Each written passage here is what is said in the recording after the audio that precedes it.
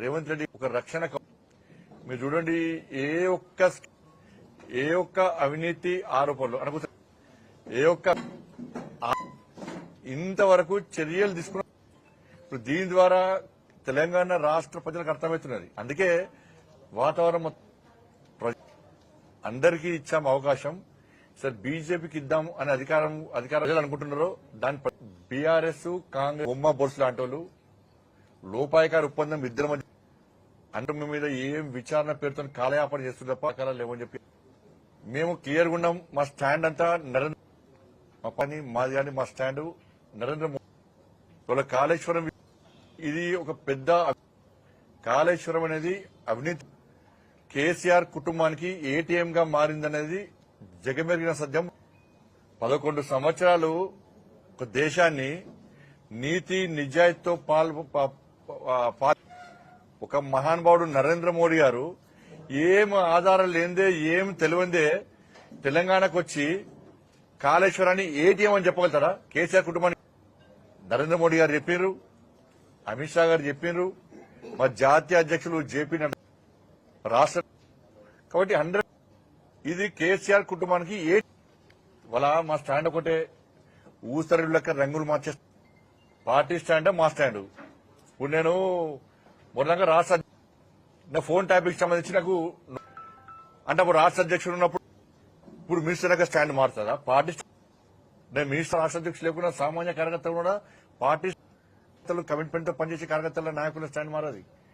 Party Kaleshwaram విషయంలో మా stand ఇది క్రమాలతో 38,000 కోట్లతో పూర్తయ్యే ప్రాజెక్టును 1,20,000 కోట్లకు కేసీఆర్ కుటుంబం డబ్బులు కానీ అలా రేవంత్ రెడ్డి సర్కార్ ఏం చేస్తున్నది?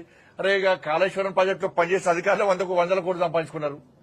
కాళేశ్వరం ప్రాజెక్టులో పనిచేసే ఇప్పుడు నాయకుల పరిస్థితి కేసీఆర్ కానీ అందరూ మళ్ళీ రేవంత్ రెడ్డి గారు సర్కార్కి విజ్ఞప్తి చేస్తున్నారు. కాంగ్రెస్ మీరు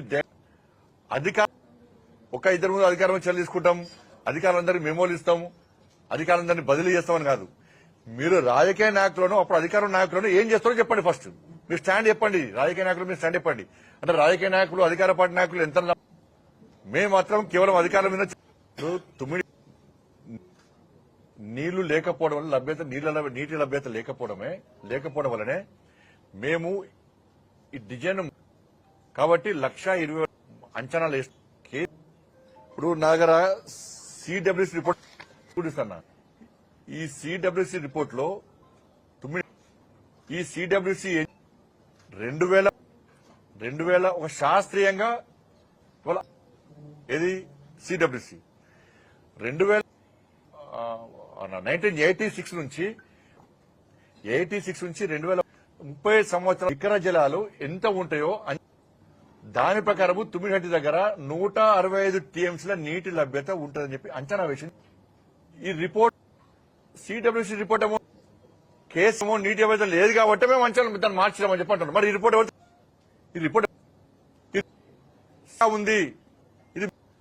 ఇదే రిపోర్ట్ ప్రకారము ఆ రోజు ప్రాజెక్టు తయారు చేస్తే ఇలా 38,000 కోట్లతో ప్రాజెక్ట్ అయిపోతుండే. ఇవాళ 1,20,000 కోట్లతో అంటే ఈ రిపోర్ట్ ఏమనుకుంటున్నా అర్థం కాలే.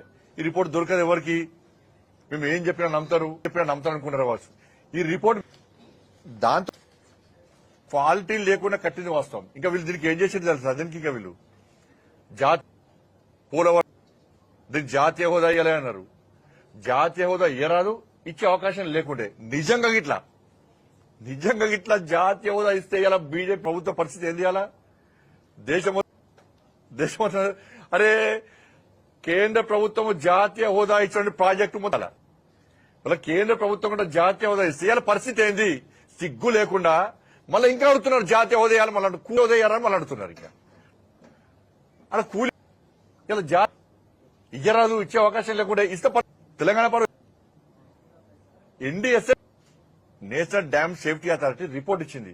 దాని ఇదట మరి రాజ్యాంగం ఈ ఎన్డీఎస్ అని ఎవరు కమిటీ ప్రకటించింది? ఇలా సాక్షాత్ పార్లమెంట్ లో చర్చ జరిగింది. పార్లమెంట్